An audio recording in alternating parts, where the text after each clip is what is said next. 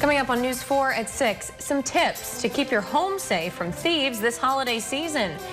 Also, 'tis the season for peanuts. We've got a wrap-up of this year's crop. Nate? Thanks a lot, Tessa. We were dodging some raindrops in a few Wiregrass towns today, especially in Coffee, Dale counties.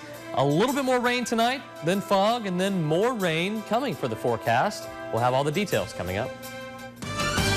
From your hometown news leader, this is WTVY News 4 at 6.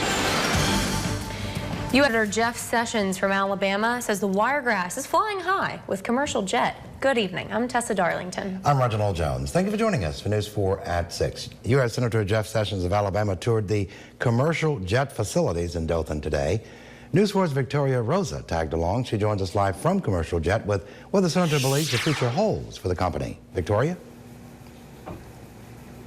Senator Sessions is hopping on board with Commercial Jet. If you take a look behind me here, you'll see one of the many hangars Senator Sessions got to tour today.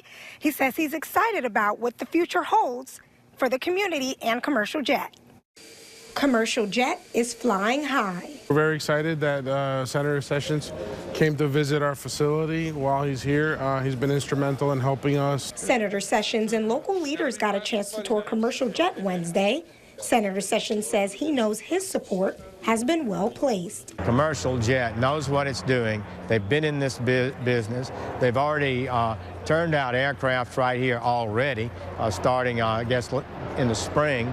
And this is going to only pick up. The local region and the state of Alabama has been pushing for growth in the aerospace industry, both commercial and military. And that's a big help for our business, and we feel that we're positioned in an area and in the state where that's going to be fruitful in the coming years. And Sessions has the same bright outlook. Aviation could be right up there with automobile industry, and that would be fabulous because these are high-paying jobs, some of the highest-paying jobs in the country. They're good jobs. The aviation world is going to be expanding. Alabama's my state. I represent the people of Alabama, and we want to see economic growth and prosperity, but really the local leaders here have banded together to try to create the climate that will attract good investment like this. Attracting business, making a better tomorrow for the Wiregrass. We're just excited that this company, with the potential to expand, is here, and we'd like to see them be successful, and I think they will be. Now, Senator Sessions says he's optimistic about the number of jobs Commercial Jet is bringing to the area. He says although they anticipate having 500 employees in the near future, he hopes to have more than that. Reg? All right. Thanks a lot, Victoria. Now, Commercial Jet was not the only stop for Senator Sessions today. He also visited Golden Peanut Company in Headland. And there was another important visit for the Wiregrass, or I should say there will be. Dothan Mayor Mike Schmitz is headed back to China this Friday, but not before delivering some good news. You're looking right here at exclusive video of Mayor Schmitz and 3D printer company general manager Lian Ning signing a letter of intent in Shanghai. That company will open a store in Dothan to sell and assemble 3D printers. Hiring will start in March, and it's expected to bring 50 jobs to the Wiregrass. Mayor Schmitz says this upcoming trip could bring even more good news. One of the reasons I'm going back earlier than just January, which we're going again, is there's several companies would like to sit down and talk with me. So we'll see where that goes. Mayor Schmitz will speak at China's Chamber of Commerce's annual conference. A main topic, of course, is Dothan's March Symposium. We're going to have more on all of these possibilities tonight on News 4 at 10. In other news, Geneva County Sheriff Greg Ward says it's one of his department's saddest investigations. Christina Chapa-White of Hartford is behind bars on chemical endangerment charges. She's accused of doing drugs while pregnant. Authorities say her newborn baby tested positive for amphetamines and other drugs. And sadly, Sheriff Ward says they're seeing more of these type crimes. Drugs are killing people. Drugs are just destroying the families. It's not just the person that's using it, it's the mamas, the daddies, the brothers and sisters who are having to deal with it. It's our society having to deal with it. Chapa-White is being held in the Geneva County Jail on a $100,000 bond. Additional charges may be filed. Well, the holiday shopping season is in full swing, and as people start taking those gifts home, they become targets for thieves. News 4's Cynthia Washington talked with law enforcement officers and homeowners about the precautions that they take to keep their homes safe this time of year. She joins us now in our studio with their advice. Cynthia? That's right, Reg and Tessa. That big screen TV or new gaming system are hot items this holiday season. Now, there are a few things you can do to make sure they don't end up in the wrong hands. Captain Antonio Gonzalez of the Houston County Sheriff's Office says the best way to prevent break-ins is to know your neighbors. He says if people are watching your house when you're gone, they can alert police if they see something suspicious. Now, some Dothan homeowners say due to break-ins in their neighborhood, they protect their homes with security systems. I tell you, that's been a good deterrence. Also, I put signs up in the yard just to say cameras always on, let them know. There's been break-ins in the neighborhood, but they just keep on going past this house, you know. Yeah. They know that they see the signs and they see the cameras and they just keep going. Now, Captain Gonzalez says it takes an average of 3 minutes for someone to commit a burglary. Tessa? Nothing that you want to deal with anytime, but especially the holiday season. Thanks, Cynthia. Now, Captain Gonzalez also says if you come home in the middle of a burglary, leave your house and call the police. He says do not approach the intruder.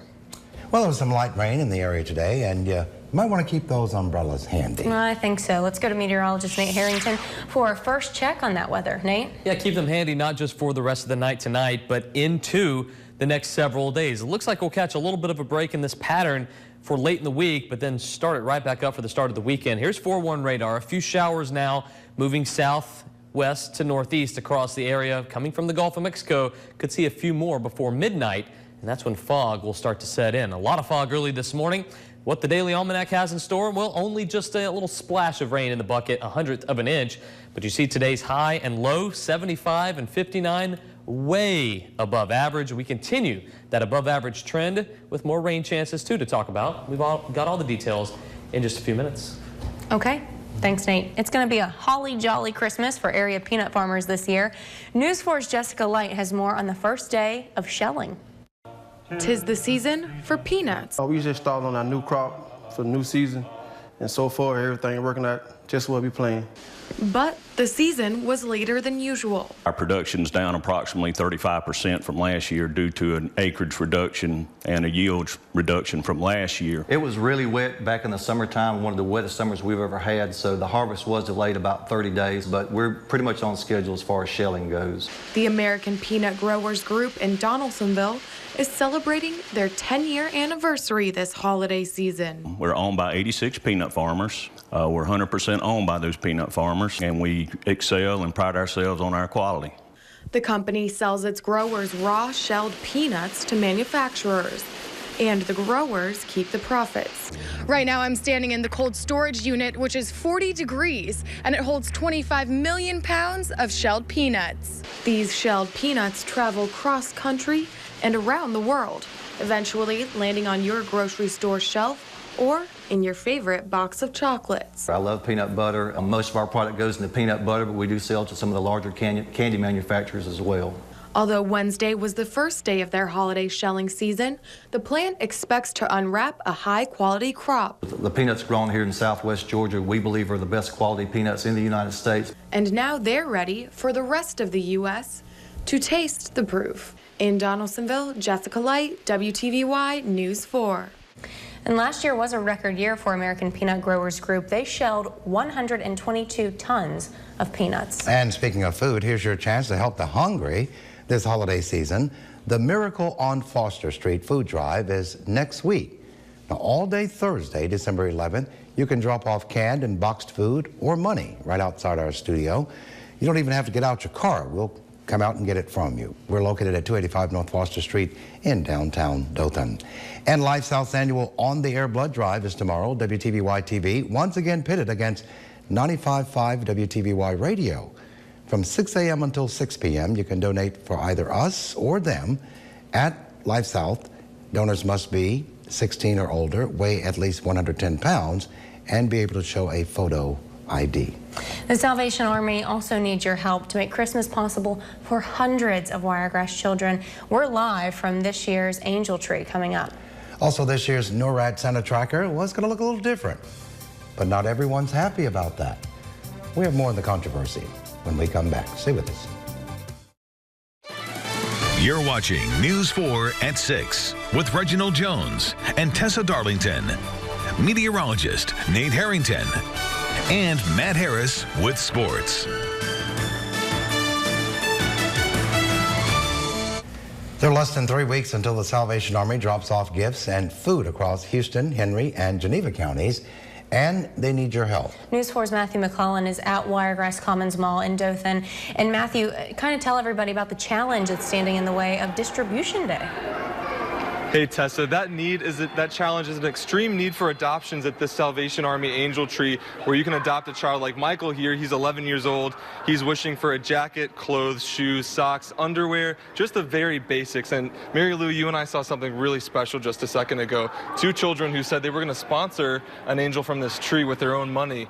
Why is that such an important thing to instill in children? Well, we want all the future adults in America to be nice people.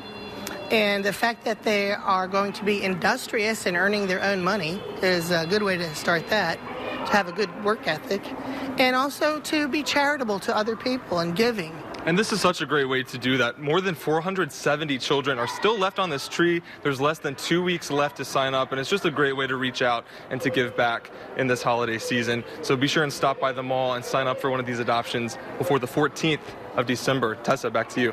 Okay, Matt, thank you. And if you are maybe outside of Dothan or you can't make it to the Angel Tree, that's no obstacle for you. You can still call the Salvation Army to adopt an angel. That number is on your screen right now, 792-1911. The U.S. Marine Corps League also trying to make sure that Christmas is merry for some area children. WTVY is a collection site for Toys for Tots again this year.